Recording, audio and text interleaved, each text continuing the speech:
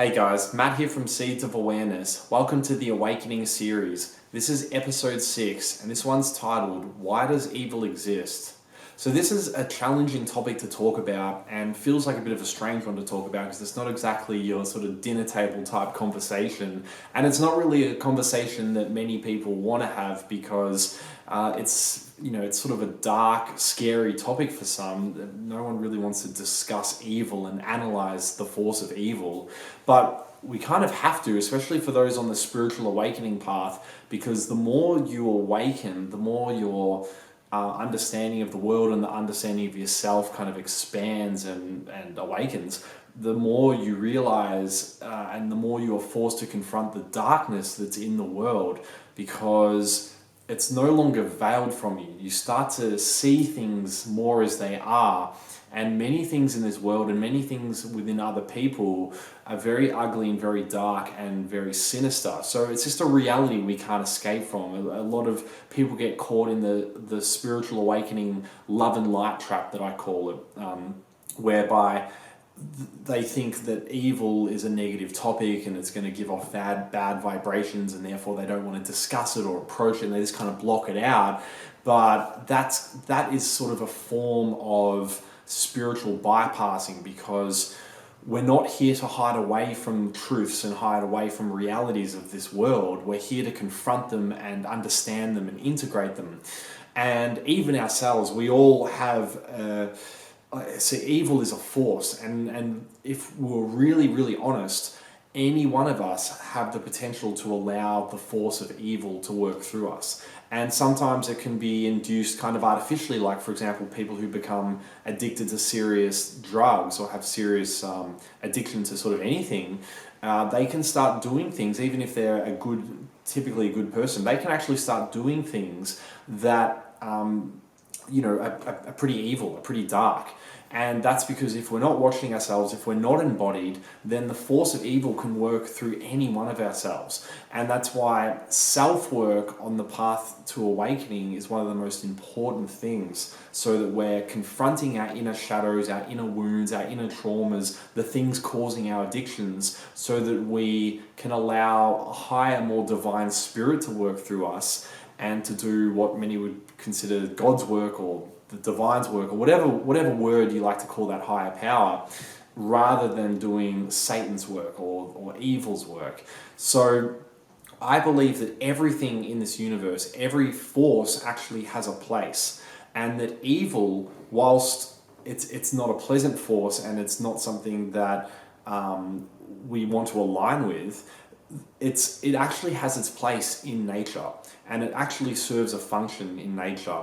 And also evil can be a very subjective thing. So for example, I remember reading about this story that in Yellowstone National Park in America, there were these, for some reason the wolves were kind of eradicated from the area, and what they found is that the whole balance of the ecosystem in that area went out of whack because the wolves weren't there. They weren't hunting the deer or the elk. Then the elk started overeating the vegetation, and then that meant the beavers didn't have wood to build their dams, and that meant the river systems got all overflowed and stuffed up, and it really stuffed up the whole ecosystem. And then when they reintroduced the wolves back into the ecosystem, 10 or so years later, within a very quick period, everything was rebalanced. Now, from, let's say, a prey's sort of perspective, let's say you're a deer or you're an elk, a wolf would seem rather evil, would it not? Imagine right now you had something with snarling, sharp teeth trying to hunt you and wanting to eat you alive. That would feel rather evil, would it not? It certainly would. But we can see when you expand your understanding of the ecosystem that wolf lives in, the destructive force of the wolf, what would be considered evil by the deer or the elk, is actually a really important force in terms of keeping the balance of the whole ecosystem. So that's where we sort of get into that predator-prey relationship, and it doesn't matter what level of nature you look at, whether it's the microscopic world, whether it is the animal world, the aquatic world, the bird world. evil, there's that predator-prey relationship on every single level, and includes the microscopic world as well. So we have beings trying to feed on other beings, life hunting life, life destroying life. And so if you're the one being destroyed, if you're the one being hunted, if you're the one being preyed upon, it certainly feels like you're being exploited by an evil force. But in terms of the scheme of nature, that's just what keeps the balance. If we didn't have predators hunting prey, then that balance just wouldn't be kept. And so evil is a force of destruction, but destruction is a force of evolution. And also what happens is, in this predator-prey relationship, we see that what it does is it creates a friction that allows evolution to happen. So without any life form having something trying to attack it or trying to come after it, there would be no friction created that allows evolution to take place. Everything this would stagnate, because nothing has to improve, nothing has to evolve, nothing has to adapt in order to survive. So what we see now in the world, the incredible adaptation of plant life, of animal life, of human life, has come about as a result of thousands and thousands and thousands and millions and millions and millions of years of that predator-prey relationship causing evolution. So then when we come into sort of human life, we realize that evil exists in human life as well. And the thing with evil in human life is it's very, very cunning. So in the animal world, a predator, it's very obvious that it's a predator. It's just got, generally snarling teeth and sharp claws, and it's just on the hunt looking for something to kill and eat.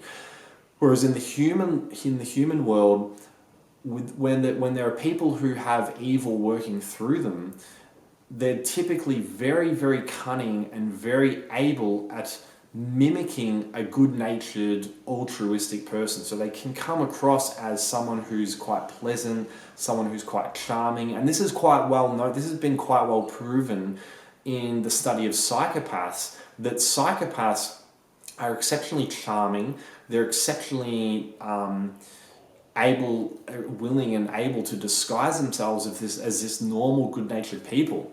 So this can be a freaky concept, but you might know a psychopath in your life, or you might come across a psychopath, and you just may not know it at all unless you were quite skilled at picking it or had sort of an excellent intuitive sense. And so, it could be your neighbor, it could be someone in your family, it could be someone you work with, it could be anyone. And this is not something to get paranoid about, but it's just something to understand that that's the nature of evil when it works through people. It's exceptionally cunning and exceptionally able to disguise itself. And then also, many of our so-called trusted world leaders and some of the most famous people in the world, who the majority would deem as humanitarian or philanthropic, whatever that word is, these sort of people are often psychopaths at their true nature.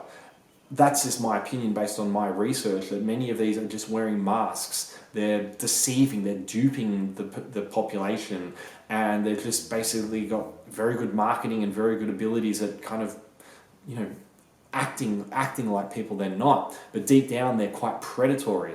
Now, the thing is, when humans prey on other humans, we're obviously not doing it for, survival, like a wolf preying on a deer.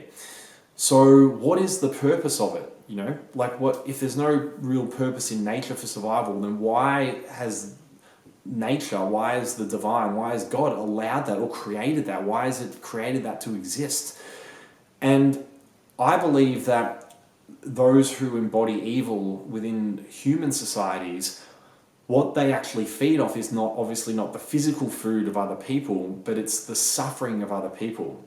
So their reality is an exact inversion of our reality. So you and I would be nourished, would be fed by feelings of love, by feelings of joy, by feelings of gratitude, by connecting with other people and making them feel good and building relationships based on trust and integrity and feeding each other positive energy, because that's what lifts us up. Whereas those who embody evil may mimic those behaviors, but what they actually feed on is your suffering, is your anxiety, is your dependence on them. That's why they're often abusers, where they gaslight the people around them, make them actually emotionally dependent upon them, and actually exploit that. So what's the purpose of that then? Why does that exist? And I believe that exists because that allows human evolution to take place. Because humans, in terms of our intelligence, in terms of our physical abilities, I think that we've advanced not probably nearly as far as we can go. The abilities of the human body and the human mind are just, nearly incomprehensible. But where we can evolve to a whole new level is our spiritual development and the development of our inner selves. And so what the predators do in the human world, what those who embody evil do, is they prey on those around them who are weak inwardly. They prey on those around them who have insecurities, who have traumas, who, feel feelings of inadequacy and feelings like they're not loved, like they don't belong. So what a psychopath, an evil human will do is they will exploit that. They will act like someone who can give you all the things that you're wanting. And the people on the world stage do this as well. They come out and they say all the right things. They say all the things that you're just like, oh my God, this person understands me. They know what I need.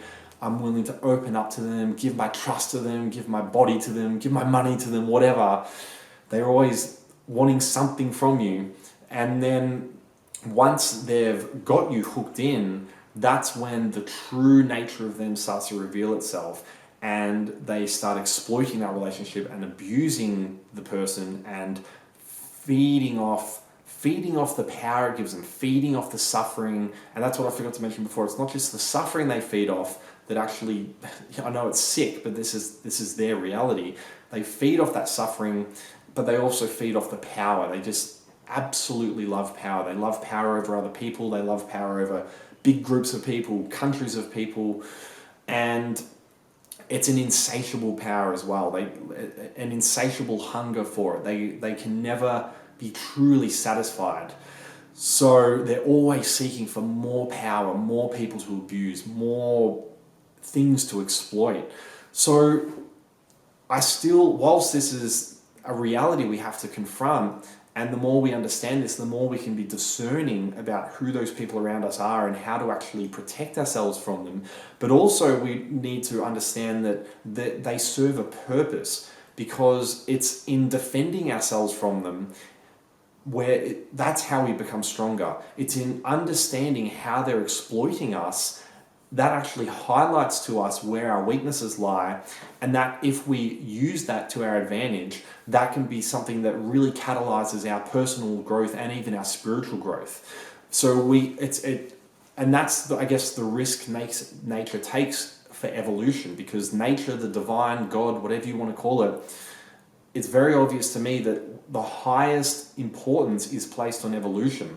So it will create catalysts like predators and forces of evil that attack other forces and force them to either evolve or die. So that's the game we play. That's the game we're in when we come down here, when we incarnate as humans. It's a real game in terms of like life or death, in terms of we have to evolve or we die. And even as a species, I believe if we don't evolve past our challenges and past the many psychopaths and forces of evil that are really, for those who are awake, can see it trying to destroy humanity, if we don't do the work to evolve beyond that, then there's every sign that nature will just press the reset button, or the divine will just press the reset button and go, okay, that human experiment didn't work, let's start again. And I think that's happened a few times in the past. So the highest importance is put on evolution, and those forces of evil are there to catalyze that. And so you'll be able to understand from examples in your own life, that when you've had people exploit you and prey on you, it's really taught you something about yourself. Maybe you're too nice, maybe you've got insecurities, maybe you've got a desperate need for love, and all these things that kind of opened you up for exploitation. And they're probably stemming from, childhood traumas and other wounds. And when you do the inner self work, the shadow work that actually heals those traumas and wounds and works on bringing balance and harmony within you, you evolve as a person, and those evil forces have actually done you a service. And I really believe that's the purpose that they fulfill in the world and in human life. And if you don't do the work to evolve and grow, then they will be the source of your destruction. They will be the source of further pain, further suffering, further addiction. And that's not proof that, God doesn't exist or a higher power doesn't exist. It's just proof that this higher power wants you to evolve so badly that it will put you in the most challenging of situations. And if it doesn't work this human incarnation, then you might just have to try again. So that's why it's really worth doing the work to protect ourselves, and also understanding that we cannot be nice to these forces. That's the other problem, trap a lot of people fall into. They think that they'll be able to, just by being nice, because being nice works with a lot of people. If they come across someone who embodies evil, they think that they can just be nice and that person will leave them alone. Or if they just kind of give them what they want, that evil force will leave them alone. That in itself is a big trap, because that's not what they'll do. If you give them an inch, they'll just keep wanting more and more and more.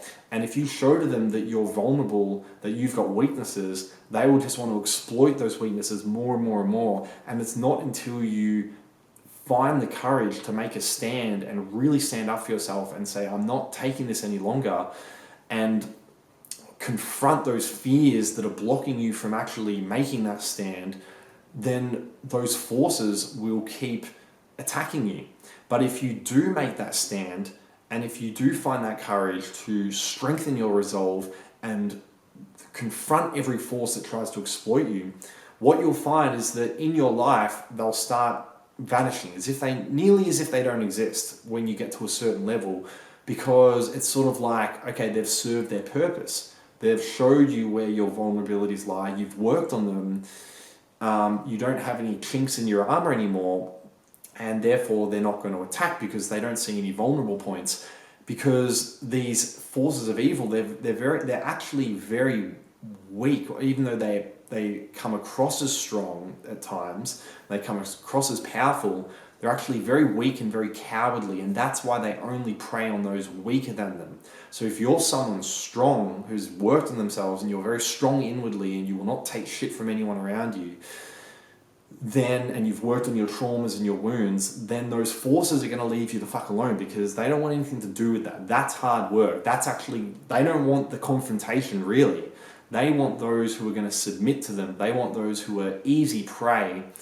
And they, in that regard, they are very cowardly. So anyway, this has gone for a while, and I hope that this has sort of made some sense and helped give you some perspective. But my overall message would be that evil exists. We have to confront it. If you don't confront it, and if you don't stand up to it and acknowledge it, then it will exploit you, it will attack you, it will manifest as people in your life who will exploit you and attack you and prey on your vulnerabilities. And if you don't confront that and work to strengthen yourself, then it'll get worse and worse. But if you do, then that evil has actually served a purpose to help you evolve. And therefore, there's no point getting angry at the evil. There's no point feeling like it's unjust or God has deserted you or the universe is all fucked up. It's actually all perfect.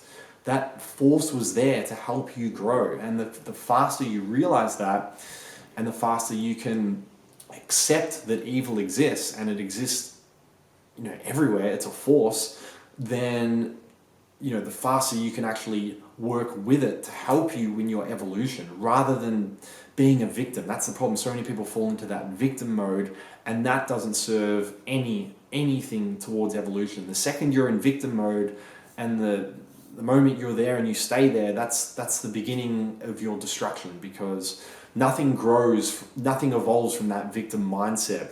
So understanding evil and accepting evil, but not tolerating evil, confronting evil, and working by confronting it and strengthening yourself to it. That's where the evolution takes place.